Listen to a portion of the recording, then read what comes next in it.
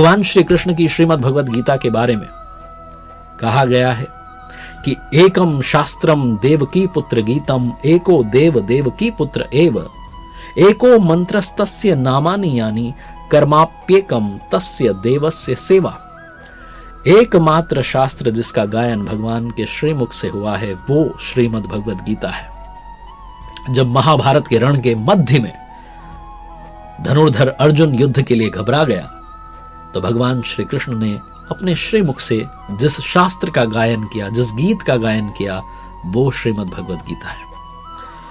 इस सृष्टि में पूजनीय एकमात्र देव हैं, वो भगवान श्री कृष्ण हैं। एकमात्र मंत्र है जो उनका नाम है। यहां लोग जो हैं दुविधा में आ जाते हैं, उन्हें लगता है कि एकमात्र नाम है भगवान श्री कृष्ण का, कृष्ण कृष्ण जपना है, लेकिन वो स्वयं इसी श्रीमद् भगवद गीता में कहते हैं ओमित्य एकाक्षरम ब्रह्म व्याहरन् माम अनुस्मरन्, मेरा नाम ओम है जो अक्षय ब्रह्म का परिचायक है, अगर जपना चाहता है तो उसे जप। ये वो अर्जुन को बताते हैं। कर्माप्येकम तस्य देवस्य सेवा, एकमात्र कर्म है जो उन प्रभु की आराधना है। इस कर्म को और आगे विस्तार से समझेंगे। तो आइए शुरू करते हैं। गीता को समझने से पहले, श्रीमद् भगवद गीता के बारे में जानने से पहले कुछ ऐसे शब्द जो इस शास्त्र में बार बार आते हैं, जिनके बारे में यथार्थ गीता में थोड़ा विस्तार से बताया गया है, आइए आपको पहले उनका अर्थ बताता हूं। भगवान श्री कृष्ण ने श्रीमद् भगवद गीता में जब अर्जुन को ज्ञान दिया तो क्या उन्होंने अर्जुन को उस काबिल बनाया, उस योग्य बनाया कि वो युद्ध लड़ सके? धनुर्धर अर्जुन पहले ही महान थे। जो गीता का ज्ञान है वो जीविका संग्राम का साधन नहीं है, बल्कि जीवन के संग्राम का साधन है। क्योंकि ये शाश्वत विजय जो है उसका प्रशिक्षण है, उसकी ट्रेनिंग है, उसका कोर्स है। लोग कहते हैं कि ये गीतोक्त युद्ध जो है इसमें बात की गई है अर्जुन को विजय दिलाने की। ये जो प्रकृति में चल रहे हैं सिर्फ आपसी बदले हैं। आज एक दूसरे से जीत जाएगा, परसों फिर से दूसरा जीतेगा, ये बदले चलते रहेंगे। इनमें आखिरी में जाकर के शांति नहीं मिलने वाली। लेकिन हां, ये जो किरदार हैं ये प्रतीकात्मक हैं, रूपकात्मक हैं, सिंबॉलिक हैं, और इनको समझने के लिए थोड़ा सा आपको समझना होगा कि ये क्षेत्र कहां है जहां पर ये सारा युद्ध हुआ है। भगवान श्री कृष्ण स्वयं बताते हैं इदम शरीरम कौन्तेय क्षेत्र मित्यभिधीयते, ये जो शरीर है यही क्षेत्र है जिसमें बोया हुआ भला बुरा जो बीज है वो पनपता रहता है। तो कहने का मतलब ये है कि जो गीतोक्त युद्ध है वो आपको आपके अंदर चलने वाली जो लगातार लड़ाई चल रही होती है अच्छे और बुरे में, पुण्य में और पाप में, उसमें विजय दिलाने के लिए ट्रेनिंग देता है, कोचिंग देता है। लेकिन जब आपको सद्गुरु के सानिध्य में जाने का मौका मिलता है, जब आप साधना सही करने लगते हैं, तो आप परमात्मा की ओर अग्रसर होने लगते हैं। जो पाप है उससे पीछे छोड़ने लगते हैं, पुण्य के साथ में आगे बढ़ने लगते हैं और अपने ही क्षेत्र को, जो अपना शरीर है, उसे धर्म क्षेत्र बना लेते हैं। लेकिन अगर आप विकारों के साथ चलते हैं, काम क्रोध लोभ मोह के साथ चलते हैं, तो आप अपने ही शरीर को कुरुक्षेत्र बना लेते हैं। कुरु का मतलब है करो। कुरु जो है एक ऑर्डर देने वाला शब्द है कि करो। जो हमारा चंचल शरीर है ये हर वक्त कुछ ना कुछ कर रहा होता है। जो आप कुछ नहीं कर रहे होते हैं तब भी स्वप्न देख रहा होता है, लगातार किसी न किसी क्रिया में व्यस्त होता है। तो जब हम प्रकृति की तरफ आकर्षित होते हैं तो यही शरीर कुरुक्षेत्र बन जाता है, और जब हम परमात्मा की तरफ आकर्षित होते हैं, उस रास्ते पर चलने लगते हैं, तो यही शरीर धर्म क्षेत्र बन जाता है। इसीलिए ये जो संघर्ष है ये धर्म क्षेत्र का और कुरुक्षेत्र का है। जब बात चली है धर्म क्षेत्र कुरुक्षेत्र की, तो आपको बताता हूं कि हमारे ही शरीर के अंदर जो हमारा अंतःकरण है उसमें दो प्रवृत्तियां बहुत समय से चली आ रही हैं, और वो हैं देवी संपद और आसुरी संपद। जो देवी संपद है वो है पुण्य रूपी पांडु और कर्तव्य रूपी कुंती। पुण्य के जागृत होने से पहले जो भी हम मनुष्य करते हैं वो अपना कर्तव्य समझ के करते हैं, लेकिन जब पुण्य जो है वो जागृत हो जाता है तो उसके बाद देवी संपद जो है वो जागृत होती है। क्योंकि पुण्य के बिना कभी भी कर्तव्य को समझा नहीं जा सकता। कुंती ने पुण्य के प्राप्त होने से पहले, यानी कि पांडु के प्राप्त होने से पहले जो कुछ अर्जित किया वो था कर्ण, और कर्ण जो है वो बंधनकारी रूढ़ियों का चित्रण है, वो बंधनकारी रूढ़ियां जो हमारे दिमाग में बचपन से आ चुकी हैं, वो रूढ़ियां जिससे हमारे पहले वाले उनके पहले वाले बंधे चले आ रहे हैं, उन रूढ़ियों का चित्रण है। जिस दिन पुण्य जागृत हो जाता है उस दिन दैवी संपद जो है वो जागृत हो जाती है। फिर आपके शरीर के अंतर मन में धर्म रूपी युधिष्ठिर, अनुराग रूपी अर्जुन, जब आपके मन में अनुराग आ जाता है कि मुझे भगवान को पाना है, तब आप वो गीता का ज्ञान समझने के सक्षम हो जाते हैं, योग्य हो जाते हैं। जब पुण्य जागृत हो जाता है, जब दैवी संपद जागृत होती है, तो भाव रूपी भीम आपके अंतःकरण में आ जाते हैं, नियम रूपी नकुल आ जाते हैं, सत्संग रूपी सहदेव आ जाते हैं, सात्विकता रूपी सात्विकी आ जाते हैं, कर्तव्य के द्वारा भव पर विजय, कुंती भोज, ये जो इष्टोन्मुखी मानसिक प्रवृत्तियां हैं ये पैदा होने लगती हैं, जिनकी गणना जो है वो 7 अक्षोहिणी की गई है। अक्ष जो है वो दृष्टि को कहते हैं, नजर को कहते हैं, और सत्य की दृष्टि से जिसका गठन किया गया है, जिसको बनाया गया है, वो है देवी संपद। परम धर्म परमात्मा तक की जो दूरी तय करने वाली ये 7 सीढ़ियां हैं, 7 भूमिकाएं हैं, ना कि कोई गणना है। और ये जो प्रवृत्तियां हैं ये अनंत हैं। अब बात करते हैं आसुरी संपद की, यानी कि कुरुक्षेत्र की, जिसमें आती हैं 10 इंद्रियां और एक हमारा मन, यानी कि 11 अक्षोहिणी सेना। और ये जो आसुरी संपद है, इसका जो राजा है वो है कौन? वो है धृतराष्ट्र, जो कि अज्ञानता का सिंबल है, प्रतीक है। अज्ञान रूपी धृतराष्ट्र, जिसे सत्य मालूम है, जिसे मालूम है कि एकमात्र सत्य परमात्मा है, लेकिन अपनी आंखें मूंद करके जीवन जीता रहता है। उसकी जो सहचारिणी है वो गांधारी है, जो इंद्रियों के आधार वाली प्रवृत्ति है। और इनके साथ है इनकी संतानों का समूह, इनके साथ कुछ और लोग भी हैं जो प्रतीकात्मक है। इनकी संतान मोह रूपी दुर्योधन। मोह जो होता है वो हर समस्या का मूल होता है, हर विकार का मूल जो होता है वो मोह होता है। मोह हमें इस संसार से हमेशा बांध के रखता है। फिर आता है दुर्बुद्धि रूपी दुशासन, जिसकी बुद्धि भ्रष्ट हो चुकी है। फिर आते हैं इनके पितामह, जो कि इनकी तरफ से साथ खड़े हैं, कौरवों की सेना में हैं, वो हैं भ्रम रूपी भीष्म। इनके बारे में आगे विस्तार में आपको बताऊंगा। उससे पहले इन सब के बीच में एक पुण्यात्मा और रहती है, जिसका नाम है विदुर, जो रहता तो अज्ञान में है, लेकिन अपनी जो दृष्टि है वो हमेशा पांडवों के कर्मों पर रखता है, क्योंकि वो उनके साथ जुड़ना चाहता है, उनकी तरफ जाना चाहता है। तो आइए अब शुरू करते हैं श्रीमद् भगवद गीता का प्रथम अध्याय, और उससे समझते हैं कि हम सीख क्या सकते हैं। आसान शब्दों में कुछ बातें आप तक पहुंचाता हूं। श्रीमद् भगवद गीता के प्रथम अध्याय के प्रथम श्लोक में धृतराष्ट्र कहते हैं, धृतराष्ट्र उवाच धर्मक्षेत्रे कुरुक्षेत्रे समवेता युयुत्सवः मामकाः पांडवाश्चैव किम अकुर्वत संजय। सबको मालूम है कि धृतराष्ट्र, जो कि जन्म से अंधे थे, उन्होंने महाभारत के युद्ध को देखा, लेकिन किससे देखा? संजय की दृष्टि से देखा। धृतराष्ट्र श्रीमद् भगवद गीता के प्रथम अध्याय के प्रथम श्लोक में कहते हैं कि हे संजय, धर्मक्षेत्र और कुरुक्षेत्र में जो युद्ध की इच्छा से मेरे और पांडु के पुत्र इकट्ठे हुए हैं, उन्होंने आखिर किया क्या? जैसा मैंने बताया कि धृतराष्ट्र अज्ञानता का प्रतीक है और संजय प्रतीक हैं संयम के। जो अज्ञान है वो मन के अंदर है, अज्ञान से जो मन ढक चुका है वो धृतराष्ट्र है, लेकिन वो संयम रूपी संजय के माध्यम से देखता है, सुनता है, समझता है और जानने की कोशिश करता है कि सही रास्ता आखिर है क्या। ये वो है जिसका जब तक पुत्र जीवित रहेगा, यानी कि मोह रूपी दुर्योधन जीवित रहेगा, इसकी दृष्टि हमेशा हमेशा विकारों पर रहेगी, कौरवों पर रहेगी। और जैसा मैंने बताया शुरुआत में, जैसा कि स्वयं गीताकार के शब्दों में कहा गया है, इदम शरीरम कौन्तेय क्षेत्र मित्य भिदीयते, जब इस हृदय देश में दैवी संपत्ति का बाहुल्य होता है तो यह धर्म क्षेत्र बन जाता है, और जब इसमें आसुरी संपदा आ जाती है तो यही क्षेत्र कुरुक्षेत्र बन जाता है।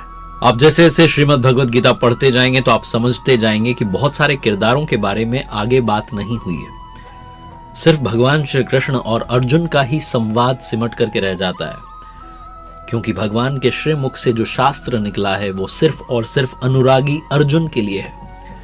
लेकिन हम सबको मालूम है कि महाभारत में एक पितामह भीष्म थे जो तब तक जीवित रहे जब तक उनकी इच्छा रही।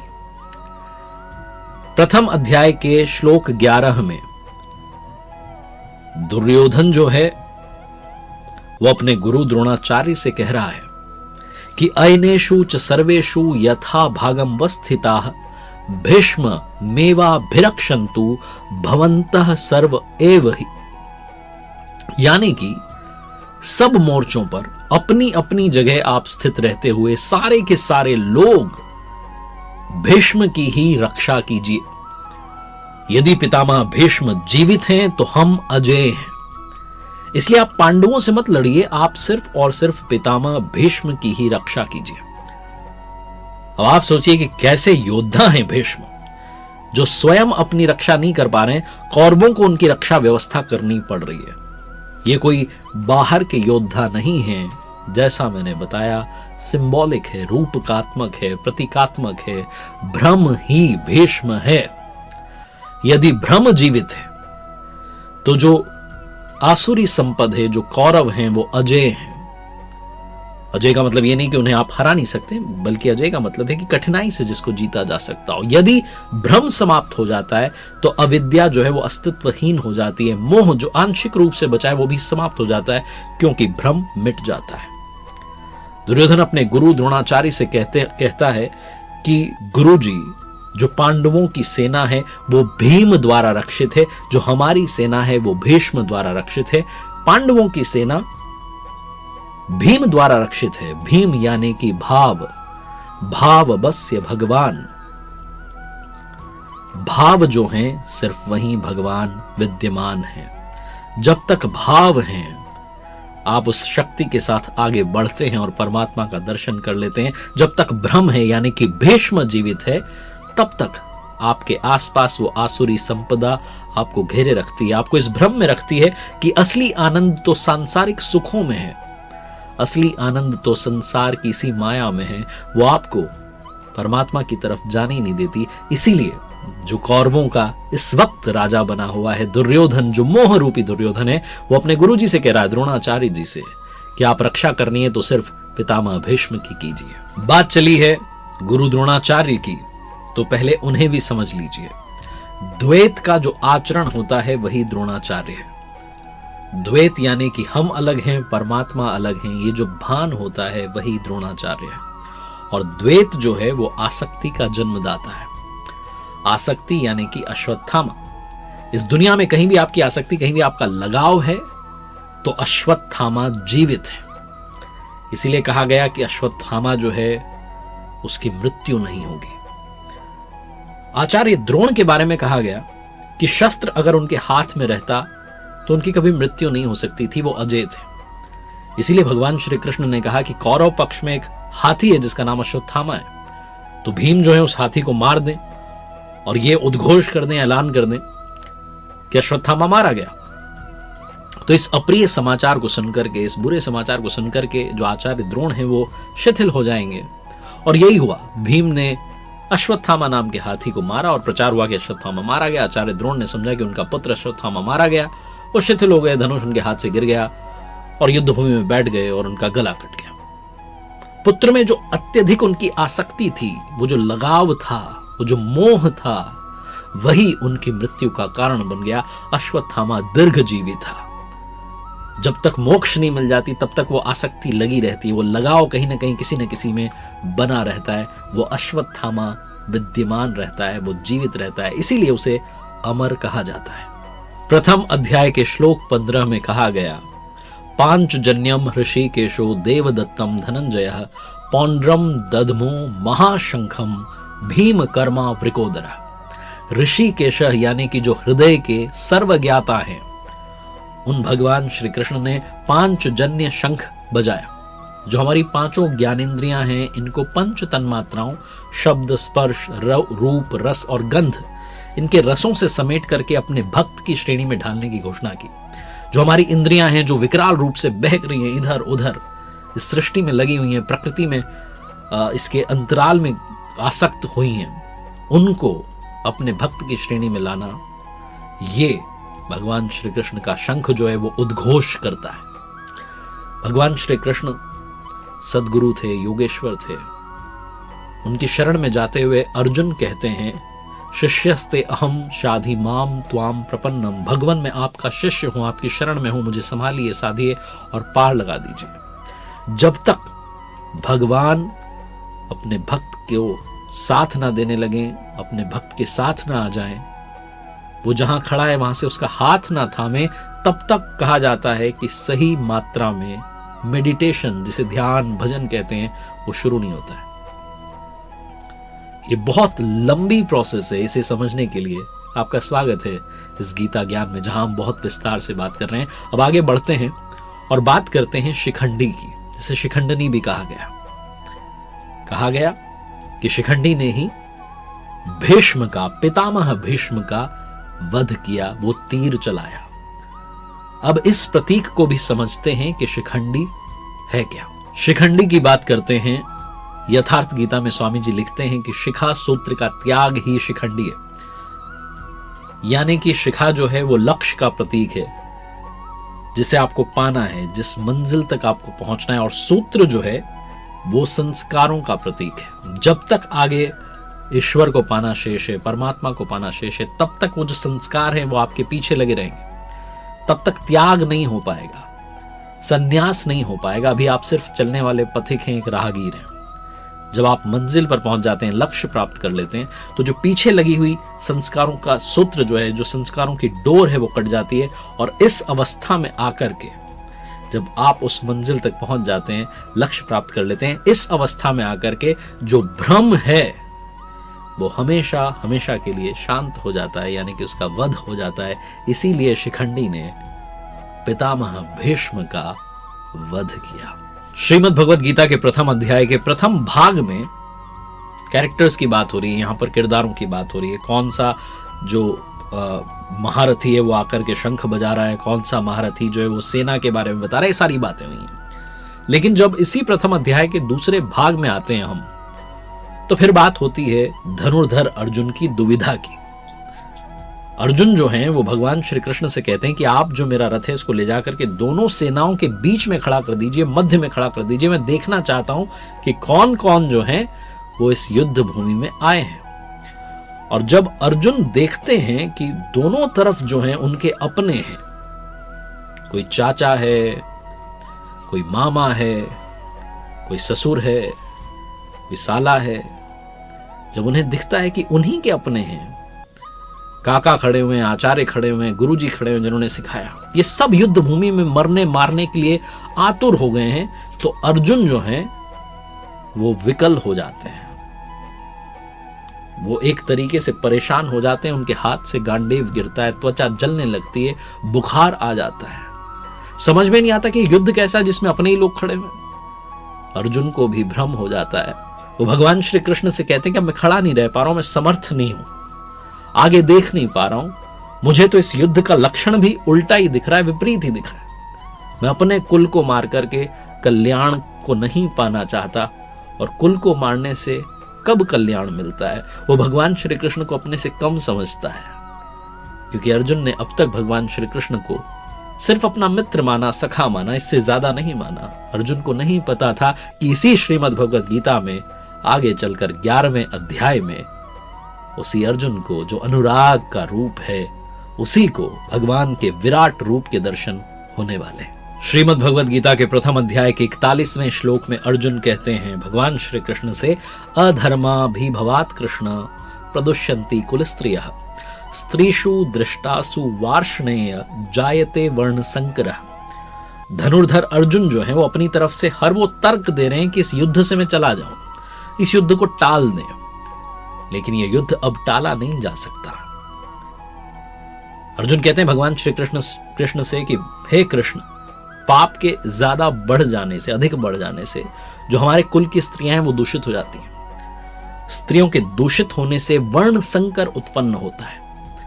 अर्जुन की वो मान्यता थी, रूढ़ियां चली आ रही हैं, तो वही अर्जुन भी मानता था कि कुल की स्त्रियों के दूषित होने से वर्ण संकर होता है, लेकिन आगे भगवान श्री कृष्ण इसी बात का खंडन करते हैं और ये बताते हैं कि मैं या स्वरूप में स्थित कोई भी महापुरुष यदि आराधना में आपके ध्यान में भ्रम उत्पन्न कर दे तब वर्ण संकर होता है।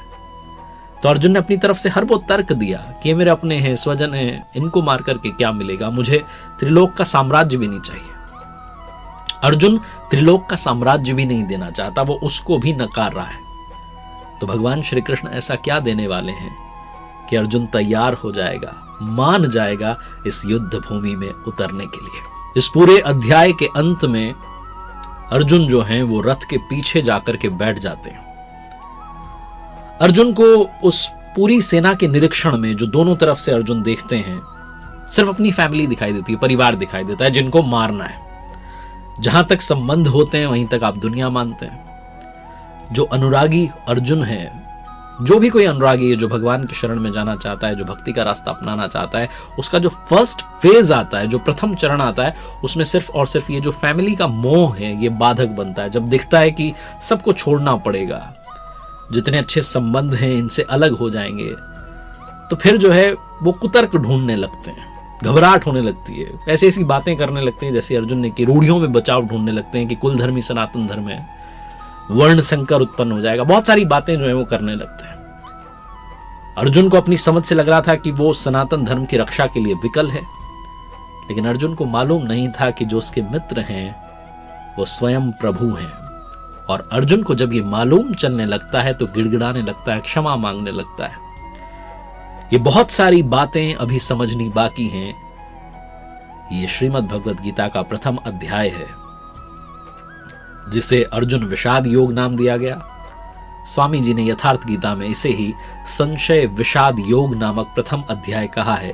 संशय जो कि अर्जुन को हो गया था, अर्जुन बहुत सारे डाउट्स के बीच में था, युद्ध भूमि से मुंह मोड़ करके खड़ा हो चुका था, युद्ध नहीं करना चाहता था, लेकिन भगवान श्री कृष्ण ने हर समस्या का, हर शंका का समाधान किया। देखिएगा अगले